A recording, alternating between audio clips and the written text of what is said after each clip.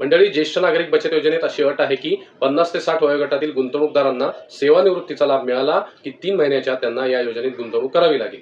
पण सेवानिवृत्तीचा लाभ म्हणजे काय, या बाबतीत बऱ्याचदा घोटाळा होतो. अनेकांना वाटतं की सेवानिवृत्तीचा लाभ मिळाल्यानंतर म्हणजे निवृत्ती घेतल्याच्या तारखेनंतर 3 महिन्याच्या आत गुंतवणूक करावी लागेल. त्यामुळे सरकारकडूनच याबाबतीत एक स्पष्टीकरण देण्यात आलं आहे, ज्यानुसार सेवानिवृत्तीचा लाभ म्हणजे निवृत्ती घेतल्यामुळे मिळणारी कोणतीही रक्कम, प्रॉव्हिडंट फंड, डेथ ग्रॅच्युइटी जी कर्मचाऱ्याचा मृत्यू झाल्यास त्या कर्मचाऱ्याच्या कुटुंबियांना मिळते, कम्युटेड किंवा एकरकमी पेन्शन, लीव्ह एन्कॅशमेंट किंवा शिल्लक रजांचा मोबदला, निवृत्तीनंतर कंपनीद्वारे देण्यात येणाऱ्या ग्रुप सेव्हिंग लिंक्ड इन्शुरन्स स्कीमद्वारे मिळणारा परतावा आणि कर्मचारी पेन्शन योजनेअंतर्गत मिळणारा लाभ, हे सर्व लाभ सेवानिवृत्तीचा लाभ यामध्ये समाविष्ट होतात.